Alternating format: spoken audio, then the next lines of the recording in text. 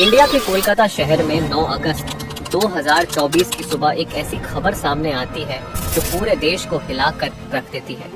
ये खबर थी एक 31 साल की महिला डॉक्टर की, जो कोलकाता के RG Kar medical college and hospital में अपनी ट्रेनिंग कर रही थी।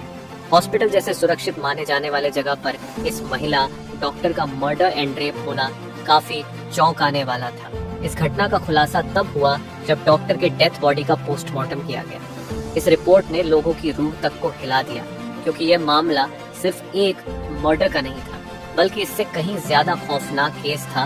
पोस्टमार्टम रिपोर्ट में खुलासा हुआ कि उस डॉक्टर की हत्या गला घोंट कर की गई थी, इतनी ताकत से कि उनका थायराइड कार्टिलेज तक टूट गया था। इस हत्या के पहले डॉक्टर ने अपनी जान बचाने के लिए कोशिश किया था। इसका सबूत उनके शरीर पर मिले कई निशानों से मिला। सबसे डरावना सच तब सामने आया जब डॉक्टर के प्राइवेट पार्ट्स पर घावों के निशान पाए गए। इससे साफ हुआ कि यह सिर्फ मर्डर का मामला नहीं था, बल्कि ये रेप के बाद किया गया एक खौफनाक हत्याकांड था। हॉस्पिटल के परिसर में इतनी बड़ी घटना हो जाती है और किसी को कान खबर तक नहीं होती। क्या उस रात कुछ ऐसा हुआ था जिसे जानकर आप गुस्से से बौखला जाओगे?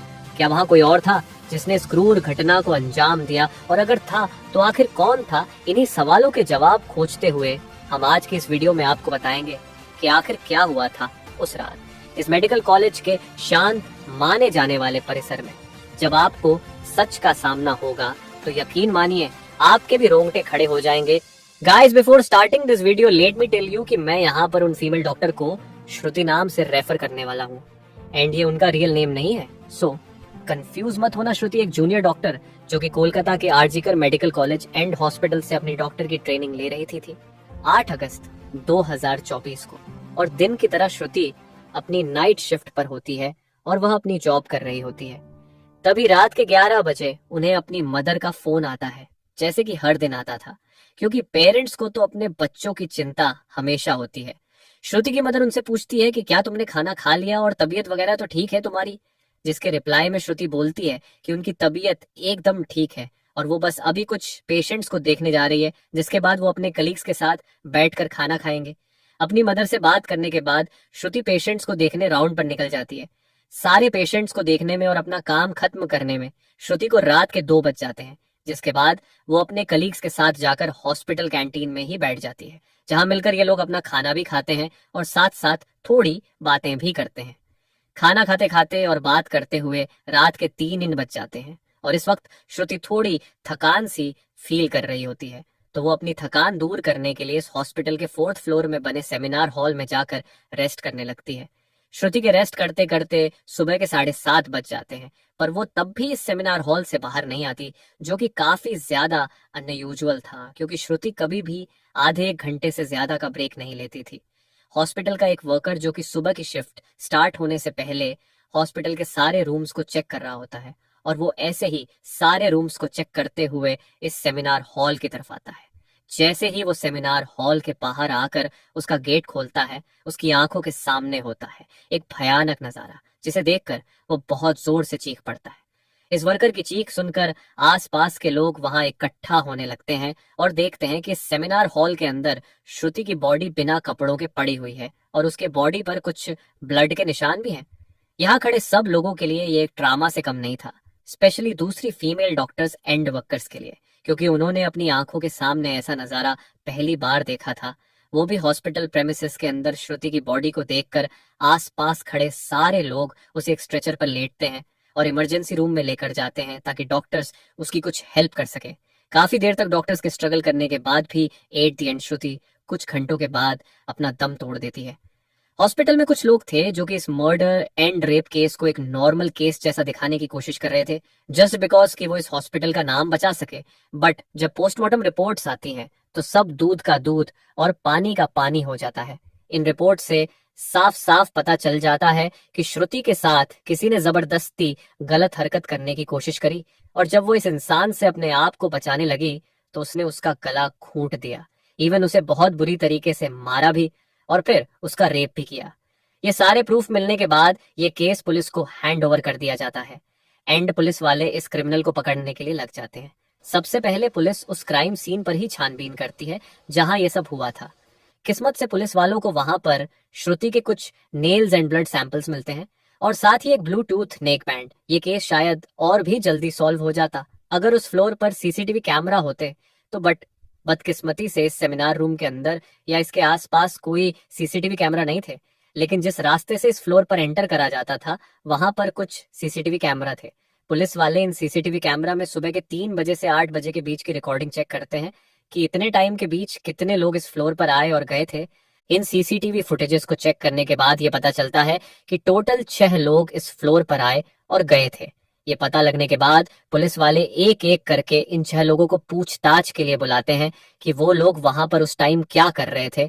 और इन लोगों को इस बीच यहाँ कुछ भी अजीब दिखा कि नहीं। इन लोगों से पूछताछ के दौरान पुलिस वाले उनके फोन का ब्लूटूथ भी ऑन करके चेक करते हैं कि जो ब्लूटूथ हेडसेट उन्हें मिला था वो इनमें से किसका था। क्योंकि आपको पता होगा ही कि एक बार अगर आप किसी ब्लूटूथ डिवाइस से अपना फोन पेयर करते हो तो अगली बार वो उससे इजीली कनेक्ट हो जाता है। और फाइनली पुलिस वालों की ये ट्रिक काम भी आती है क्योंकि ये ब्लूटूथ नेक बैंड इन 6 लोगों में से एक आदमी के फोन से कनेक्ट हो जाता है जिसका नाम था संजय रॉय, जो कि एक सिविल वॉलंटियर था। सिविल वॉलंटियर वो लोग होते हैं जो कि पुलिस के अंडर काम करते हैं और उनकी हेल्प करते हैं छोटे मोटे कामों को मैनेज करने में।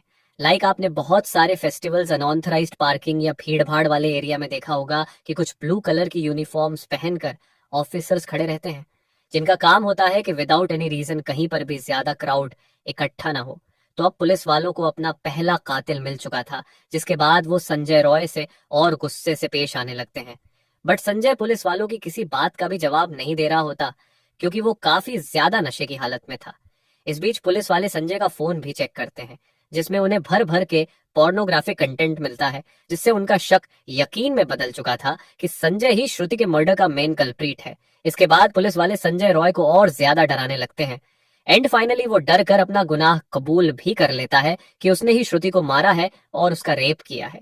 ये पता लगते ही कुछ पुलिस वाले और प्रूफ्स कलेक्ट करने संजय रॉय के घर जाते हैं जहां पर उन्हें एक शू मिलता है जिसके ऊपर कुछ खून जैसे ही धब्बे थे। तो पुलिस वाले उसका सैंपल कलेक्ट कर लेते हैं। थोड़ी और तलाशी लेने पर पुलिस वालों को संजय के घर के बाहर कुछ कपड़े सूखते हुए दिखते हैं और ये वही कपड़े थे जो कि उस दिन संजय ने पहने थे क्योंकि ये सब सीसीटीवी कैमरा में कैप्चर हो गया था जिससे जाहिर था कि संजय ये प्रूफ मिटाने की भी कोशिश कर रहा था। बट जब संजय को पूछताछ के लिए पुलिस स्टेशन में लाया गया था उस वक्त वो काफी ज्यादा नशे की हालत में था। तो क्या वो ये सब बस इसलिए कर रहा था ताकि उसे कम सजा मिले, जस्ट बिकॉज वो उस वक्त नशे में था। बाद में जब पुलिस वाले उस शू पर लगे ब्लड सैंपल्स को चेक करवाते हैं तो वो भी श्रुति के ब्लड से मैच हो जाता है which was a solid proof against him. इन सारी रिपोर्ट्स एंड डिटेल्स को एक साथ कंबाइन करके पुलिस वालों को पता चलता है कि उस रात संजय रॉय काफी ज्यादा नशे की हालत में था और वो रात के 11 बजे हॉस्पिटल में एंटर करता है।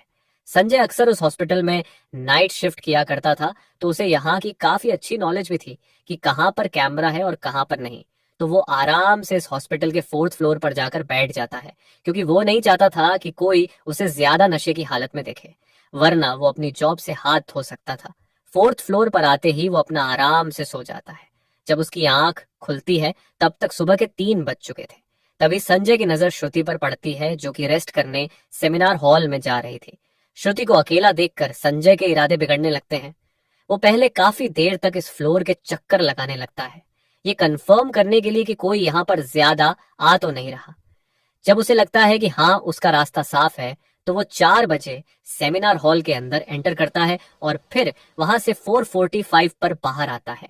इन 45 मिनट्स तक श्रुति के साथ इस आदमी ने क्या क्या किया होगा और वो कितने पेन से गुजरी होगी ये सोचकर ही किसी का भी दिल सहम जाएगा। स्पेशली श्रुति के पेरेंट्स जिन्होंने इतनी उम्मीद से और सैक्रिफाइसेस करके अपनी बच्ची को डॉक्टर बनने भेजा था एंड श्रुति अपने पेरेंट्स की अकेली बेटी थी तो उनके लिए तो ये किसी सदमे से कम नहीं होगा।